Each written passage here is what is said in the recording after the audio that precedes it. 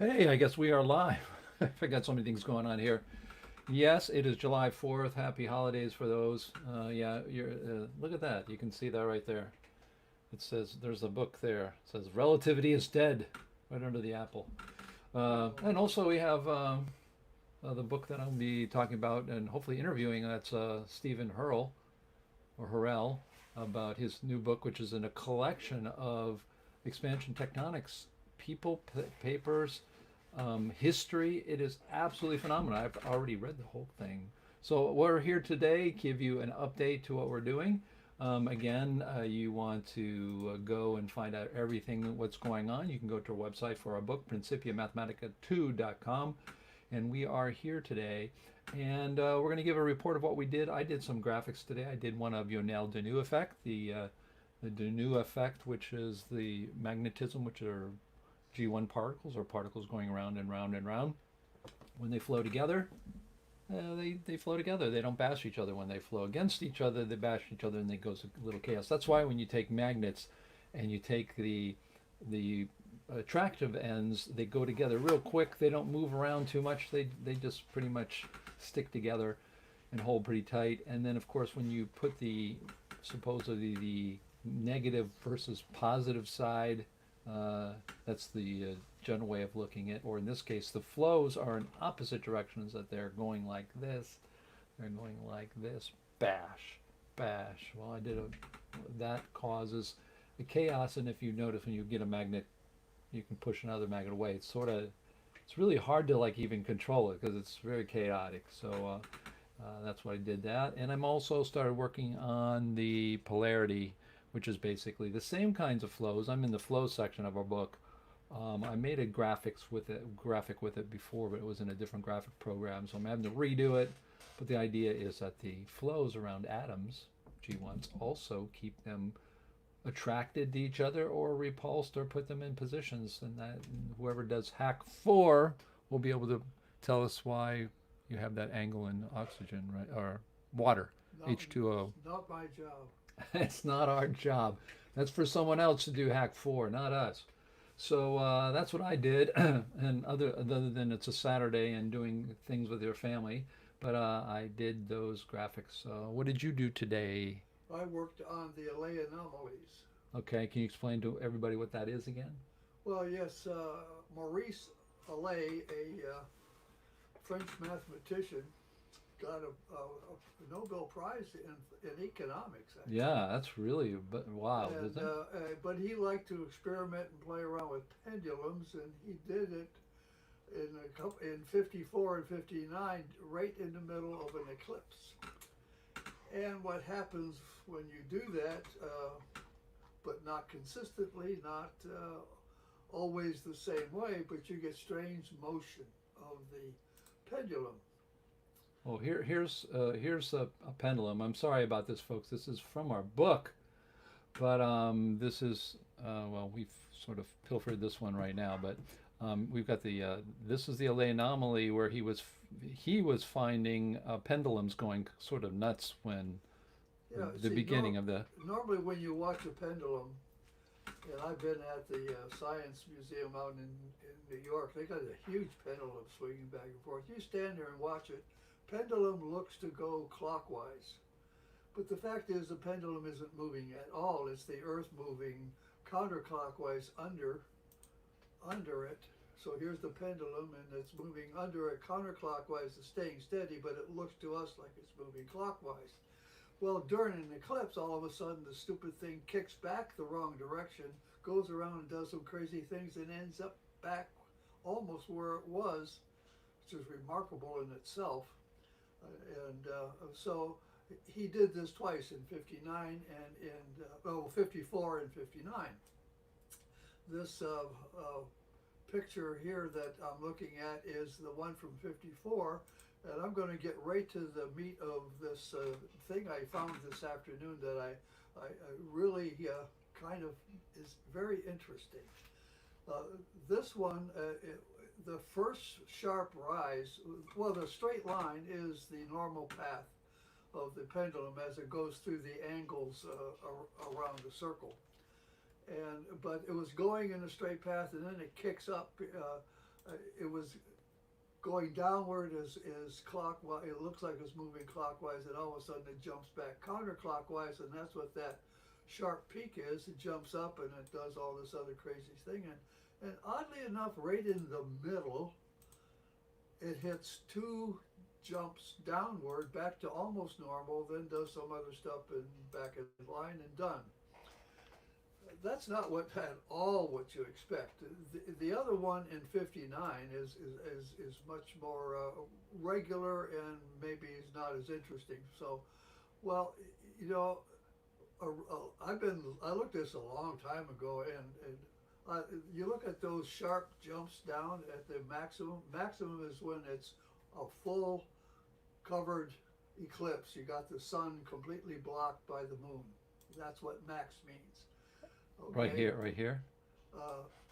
No, it's that vertical. Yeah, no, where it says max, right? Oh, okay. Where it says max. Okay, so if you go get to the other picture, I want to show you a picture made by a guy named Stinger. That's that other picture. Oh, not those, not that. That one.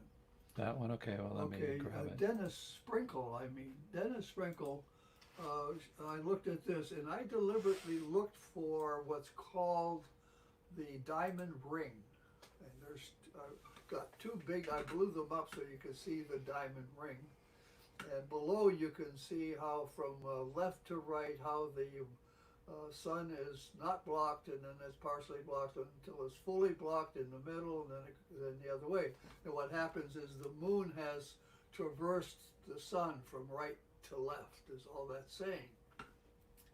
But what got my attention was those two rings. There's two occurrences just on either side on that smaller part, Dave, if you point this out. Right, there's the full eclipse.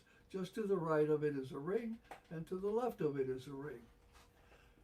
These happen, and you don't always see them, but these happen just as it's just getting to full, you get this burst of light. Or when it's just about ready to leave full, you get another burst of light. So you get the first one on the left, and then you get the next one on the right, and they're not so very far off. Now, remember our discussion yesterday about the wave shape of the G1 particles around the sun, gravity around the sun. Well, this isn't gravity around the sun, this is light around the sun, but in our particle model, there's a huge number of G1 particles there. Right. So you're not only getting the effect of gravity bending around the sun, which is what the article in the book says, but you're getting a light and you're getting a spot, and that's coming right at the pendulum. You don't know where it's going to hit, but it's going to hit it big. You go back to the curve, and you see this happens, and a short time later this, and a short time later this. Doesn't mean this is a short period of time. Right, between these two. You two. go back to the curve. Hold on. Which is Hold on. Right there. Okay, yeah. You have one kick down. You gotta wait for me. I'm doing this in a different way here, so I can get it from the book. Okay, go ahead. You get at the max as it enters the full. You get one kick down, and you get another kick down. At the same time, I can't say at exactly the same time, but very close to the same time, you get the rings, the diamond ring effect for those bright lights. Right. Now you don't know where that extra force is going to hit the pendulum. So it could make it go either direction. It could make it go further away from normal, or it could make it go back. All I'm saying is I find it a tremendous coincidence that those rings happen at the same time, and this happens in this curve, which I'll bet you nobody's explained that shift. I think most people aren't even looking at this in general, right? I mean, That so this are you talking about those little shifts there? right there. Yeah, yeah. Okay, so those shifts you're talking about are. Let's see if I can even get this bigger. Now you can clear off, explain what I just said, Dave. No, it's you. That was okay. Uh, So yeah, basically you're just saying there's a correlation between the visual and the gravity when it comes to those rings, and there's these little. Uh, you see this little dip, and you see this little dip, and then you see those with a diamond ring, and it's happening at the same time. Approximately, nearly, maybe exactly the same time. That's pretty cool.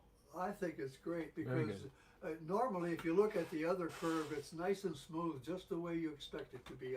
In the 59 one, it it it's it yeah, it kicks back because you got the light, you got G1 particles bending around, bumping the pendulum, and it does crazy little things. But it's very smooth and back.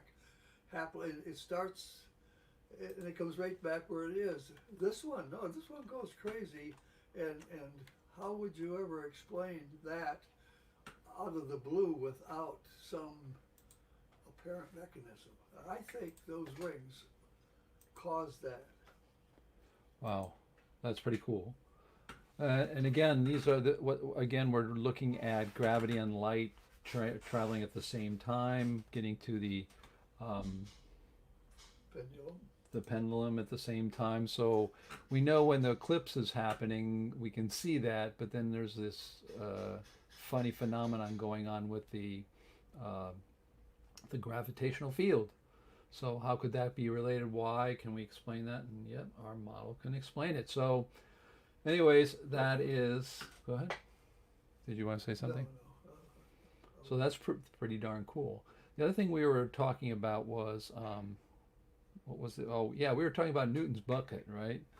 I mean, Newton's bucket is something with, we were talking about a Newton's bucket is where you take a bucket and you spin it, and then there's a concave. I think we can put something up on there.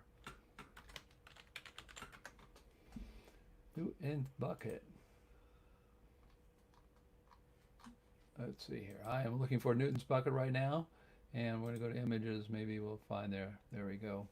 Um, there's so many of them here. So Everybody loves drawing it, right? Are those the four conditions in yellow? Oh, there's four there too. Four what do you mean different, for additional? Oh, okay. Yeah, four those are. different things that are happening, and you get flat and curved in in Yeah, we're going to do this, and there's Newton. So see, there's you get curved when it's not spinning, and curved when it is spinning. You get flat when it's yeah. spinning, and not So we're going spinning. to take a look at this. Pretty cool. And there you go. There's the Newton's bucket. I wonder if we can even do. We've done that. Okay, so there's Newton's bucket. We can probably make it bigger. Yes, there we go. So those are the.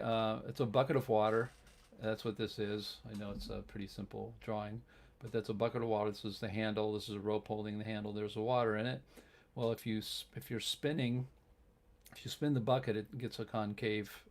There's a concave factor that happens. There's a concaveness. Then if you stop it, it's still going around, and then once so you start spinning it, it's flat, then it goes concave. You stop spinning it, and then eventually goes back.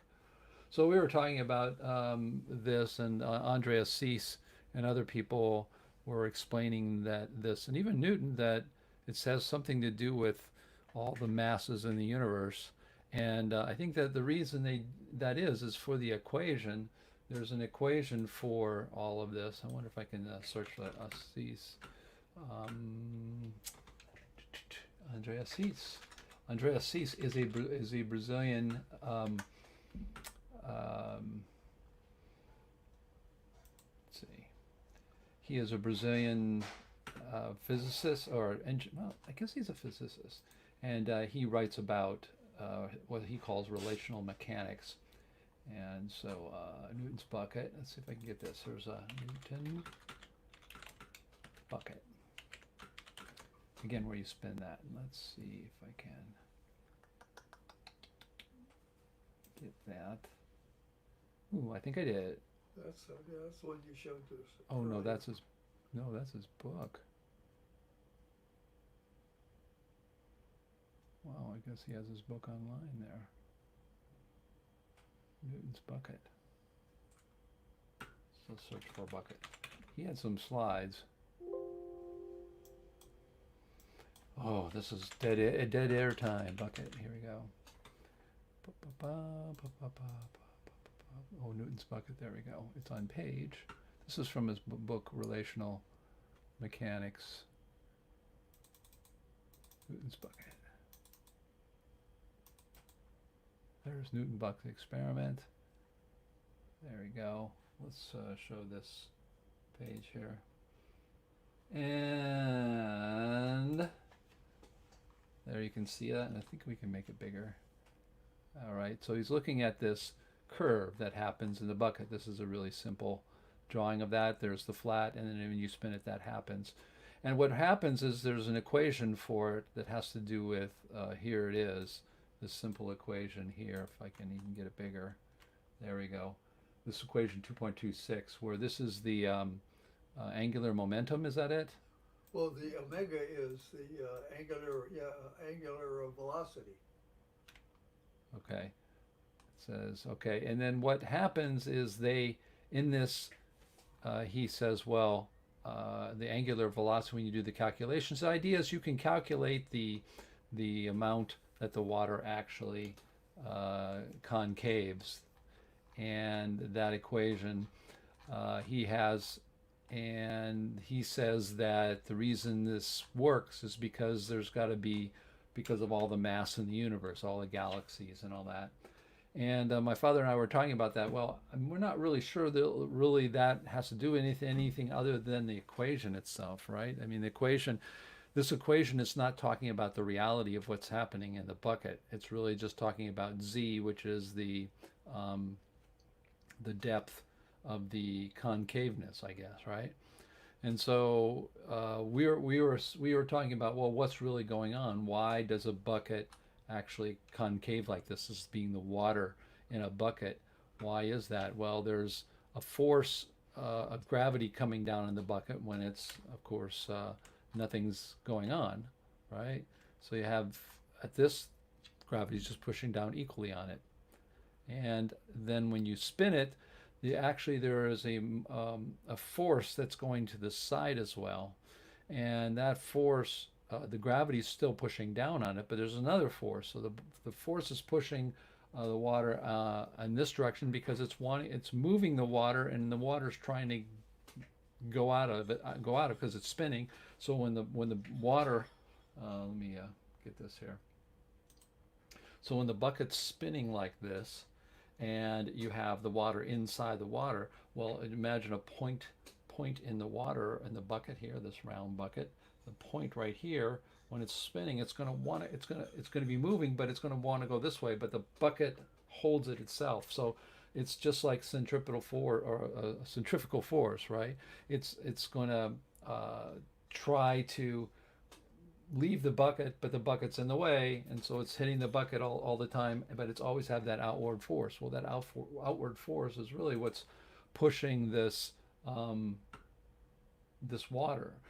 So the gravity that's happening is pushing down on it, but there's also a force because the bucket is turning, the bucket is hitting the water molecules and moving those water molecules and trying to send them. The molecules are trying to go in a straight direction all the time, and the bucket keeps holding them, and that causes the rise. I don't see that you really need all the. Do you see a need for all the things in the only thing about the universe is that you have what we say is the G1 particles come out of the sun in vast quantities, not only light but G1 particles in vast quantities. So well, that's here's one of the things I remember, but I'm not going to be able to explain it real well. Once you stop spinning the bucket and the water still turns, I think the question was, what is the water spinning with respect to? Mm-hmm. As a matter of fact, you could look at the water, ignoring the bucket, and it might not even look like it's spinning. I'm not saying this well at all, but that's where I think the universe comes into play. Is in this one of these cases, the water's spinning, and you can't tell what it's spinning in reference to. I always concluded it was the bucket, but somehow other people talked about it being in reference to the universe spinning relative to. Well, I think it has to do, Dad, with the That's all I equation. can remember. Yeah, but I think it has to do with the equation. Well, I know Because what I'm I'm just giving saying, you the universe part right? of it. No, I understand, but I think the problem comes in with the equation. The equation here is this equation right here. This equation you get fixated on, and so you're looking at how the numbers, what those things represent in the universe, and you have to find the reference point for these things to work, right? Right? You have to. I mean, when you're doing the calculations, there. I mean, you have to put you're putting reference points. You got a So it's an origin on that graph.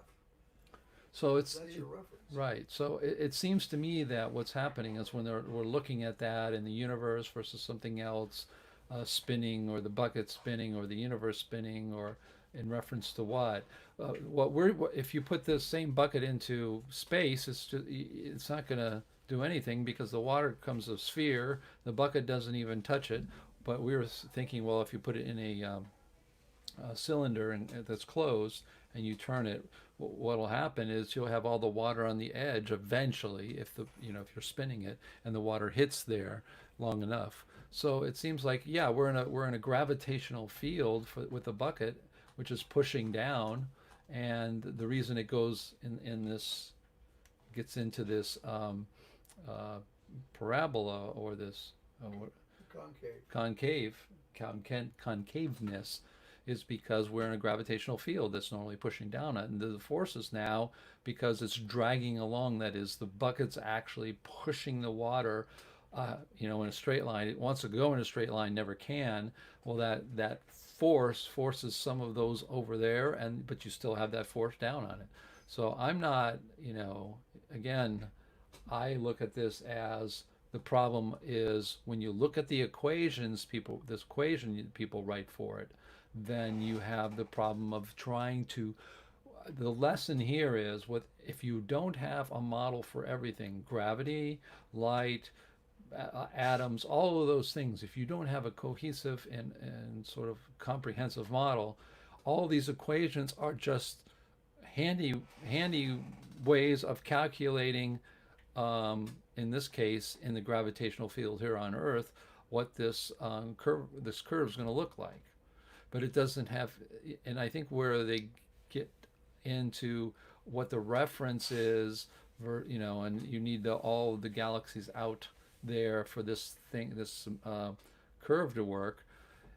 I'm not. I mean, in one sense, I guess the reason I was looking at it is I'm thinking, well, in our model, you have. We know that gravity's coming. G1s are coming from suns. They're just being spit out all over the universe, and those things flow in every direction, and that gives you the sort of random field of moving particles. And I thought, well, here, Andreas is with the relational mechanics is talking about, oh yeah, this won't work without all the galaxies. I think, oh, is it the same thing? But I don't think it is. And I really think it comes from this equation. We don't have this equation. I mean, all we have is, there's water molecules that's in a gravitational field. They're affected in this way, and this is why this happens. Now, you can calculate it with this equation, but I think the problem is if you use the equation, which is an empirical equation, right? It's like electrical engineering. Let me twist my statement around a little bit differently. What if you looked at the spinning bucket the spinning bucket and I thought I had it. The bucket is steady and the water is spinning. Yeah. Or that happens when you stop it. Or is the bucket spinning and the water steady? Yeah, no, but no. I mean, you have to look at it in the field, the gravitational field. That's what I think. Well, I mean, you can, but I'm saying it's a relational question, because you can look at the water and you can optically convince yourself the water's stable and it's the bucket that's Well, then the whole world's turning around it too. that's the universe turning. Yeah, but I mean that's just a point of view, right? That's Well, just a I'm point just of view. trying to remember what Yeah. what I heard, what 10, 15 years ago. Yeah. So I think the upshot of this, and the reason we were even talking about this morning, and I was debating on whether to talk about it, was because the I was gravitating for this because I remember, a lot of people. I remember Andreas Cease's work. It's really amazing work. But I was thinking, well, they're going to have a link to us because G1 particles from the only way gravity really works is you got to have G1 particles coming from somewhere. They come from suns. All right, there's the origin. Oh, and they need the universe to have that concave happen, but it turns out that those are not the same thing. So we're not going. I was going to put this in the book and use this. I was going to even make a diagram for it. So upshot of it is no, we're not going to make a diagram for it because what it is an empirical equation. I think that, in my opinion, they're trying to relate that to the physicality of the world, and the physicality of gravity is the way it works. And this is in a gravitational field, and if you do this outside, in a very weak or no gravitational field out in space where gravity is the same in all directions, so it's like you don't have an effect, then this will happen, but in a different way. But we can explain it, and again, our model explains why this is happening. But I think the problem is, again, we're hooked to equations. Just like electrical engineering has all the equations they use, they work fine, but that's not the physics behind it. And so I think this is just another example. So upshot of it, writing the book, an idea of how to relate something in our model didn't work out. So that's pretty confusing. I thought mine did pretty well. And then my dad, so I was a complete failure today. My dad was the genius of the ages, and I'm just kidding, guys. I'm funny. Stop it. No, but no, seriously, it's anyways, I'm just ranting on. I'm sure people are going to watch this and like, what's going on? But anyways, we're here every day trying to write this book, giving you some of the struggles of things we're trying to include into it and not include into it. We've got all the subject matter that we want. It's just that we're going to have to put together what we think will fit in and what we don't. So today we've got something new to add with the Allee anomaly with my father and the Andreas Cease, physicist with relational mechanics. I thought would be interesting to put in there for the G1 origin, but it turns out that it isn't. So that's what I should be saying. I'm doing the Wang eclipse tomorrow. The Wang eclipse. So I'm going to maybe the other one with Eddington as well. Okay.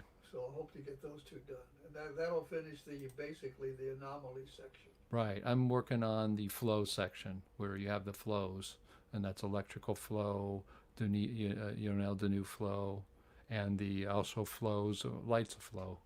So those are all the things that go in a direction, whereas, in Deneuve it's like a loop, but the flows of particles. So, and gravity was another one, but I think gravity's pretty much done. I already did some new graphics for that before we got here. So we were working on the book, but not this real big push. Alrighty, so thanks for all you who joined in and watched us here live, which is July 4th, which is probably very few, if any. But we promised, and we are going to continue to come to you live. So I want to thank you again for your support. And if you have any questions, put them down in the comments or send us an email. But we do see the comments and look at these videos either on Facebook and or YouTube. And we will see you in our next live session. Sayonara. Bye.